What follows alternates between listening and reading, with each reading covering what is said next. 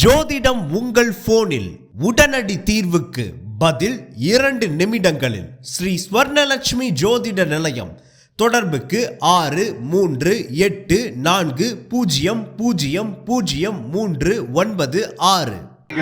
அவனியாபுரம் வர்றப்ப ஒரு முக்கியமான விஷயத்த சொன்னோம். நம்மளுடைய அவனியாபுரம் ஜல்லிக்கட்டு இந்த வருஷத்துல இருந்து ஜல்லிக்கட்டு நீங்க போன வருஷம் எல்லாம் பார்த்துருப்போம். பார்த்தா ஒரு அமைச்சர் மேலே ஏறி உட்காந்துருப்பார். அவருடைய சொந்தங்கள், அவருடைய பந்தங்கள், அவருடைய நிர்வாகிகள் எல்லாம் இருப்பாங்க. அவங்க தான் நின்று ஏதோ ஜல்லிக்கட்டே கண்டுபிடிச்ச மாதிரி இருப்பாங்க. இனிமேல் அப்படிதான் இருக்காது. பொதுமக்கள் நீங்க தான் மேல இருப்பீங்க, நாங்க எல்லாம் கீழே இருப்போம். இத நான் பிரச்சாரத்தையே சொன்னோம்.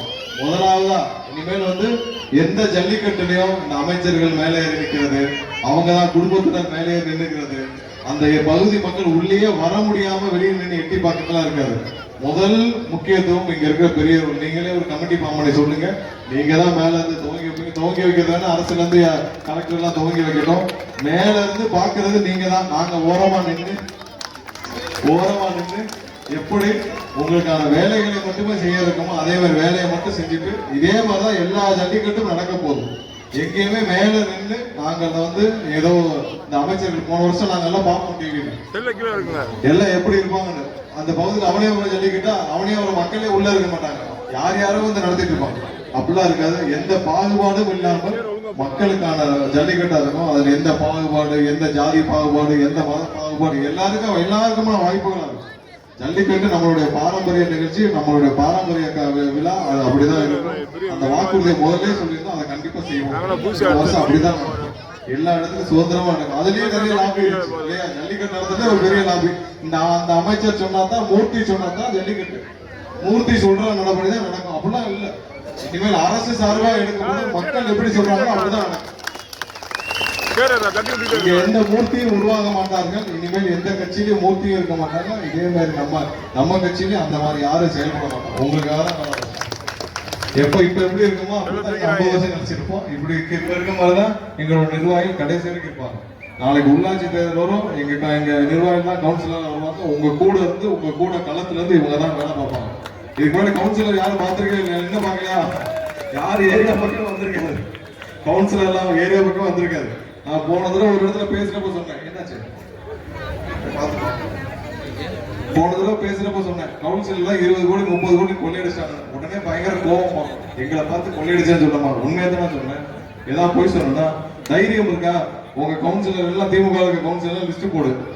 4 வருஷத்துக்கு முன்னாடி 5 வருஷம் முன்னாடி என்ன சொத்து பட்டியல் வச்சிருந்தீங்க, இப்ப என்ன சொத்து பட்டியல் வச்சிருக்க? தைரியம் தான் வெளியிடு. எவ்வளவு சொத்து, எத்தனை கோடி வாங்கி சொத்து வாங்கியிருக்கீங்க நீங்க வெளியிடு. தைரியம் தான் வெளியிடுப்பாங்க. உண்மையை தானே சொன்னோம். மக்களுடைய பணத்தை ஒவ்வொரு கவுன்சிலரும் 10 கோடி 20 கோடி 30 கோடி 40 கோடி கொள்ளையடிச்சோம்னா சொல்லுவோம். கொள்ளையடிச்சீங்கன்னு சொல்லுவோம். கண்டிப்பா அதுக்கான என்ன தண்டனையோ, நீங்க தப்பு செஞ்சிருந்தா அது ப்ராப்பர்ட்டி டாக்ஸ்ல மாநகராட்சியில எவ்வளவு ஊழல் நடந்துச்சுன்னு தெரியும். விரிவா விசாரிக்கப்படும். விசாரிச்சு யார் தவறு செஞ்சாலும் கண்டிப்பா 100% நடவடிக்கை எடுக்கணும். மக்களுடைய சொத்தை யாரு திருடினாலும் நடவடிக்கை எடுக்கணும். இத்தனை 4 வாரம் அமைச்சரவை ஆயிடுச்சு. தலைவர் அண்ணன் விஜய் முதலமைச்சராகி 4 வாரம், இது 5வது வாரம் ஆயிடுச்சு. எப்படி இருக்குன்னா அவை தலைமைச் செயலகம் இதுல அங்க எல்லாம் வர்றதே பாத்தீங்கன்னா காலையில அவ்வளவு கூட்டம் வருது. எல்லாம் பொதுமக்கள். இன்னைக்குதான் பொதுமக்கள் தலைமைச் செயலகத்துக்குள்ள வராங்க. வந்துட்டு ஒவ்வொருத்தரும் அந்தந்த அமைச்சரை பாக்குறாங்க, சந்திச்சு பேசுறாங்க.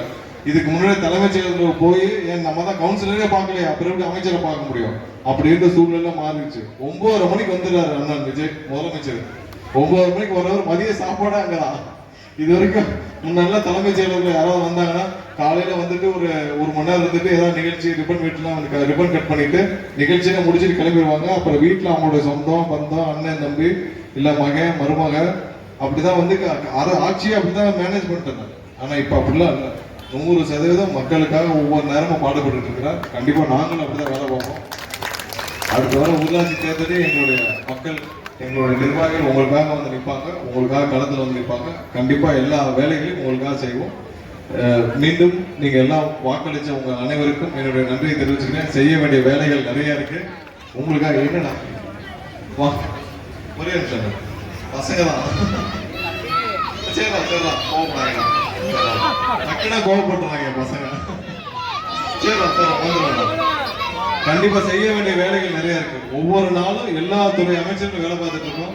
சீக்கிரம் எல்லாத்தையும் சீரமைக்கிற வேலைகளை பண்ணுவோம்.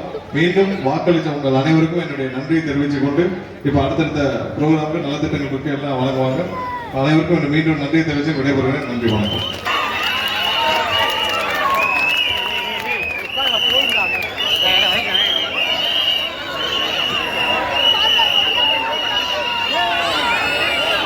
பசங்க அரசியல் புதுசா இருக்கு.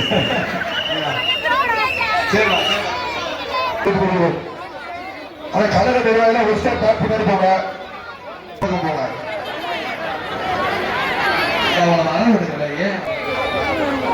மாண்புமிகு அமைச்சர் அண்ணன் சிடிஆர் நிர்மல்குமார் அவர்களும் இணைந்து மாவட்ட தலைவர் ஆற்றல்மிக்க செயல்வீரர் அருமையன் மணிமண்டல் அவர்களும் இணைந்து பொதுமக்களுக்கு நலத்திட்ட உதவிகள் வழங்கி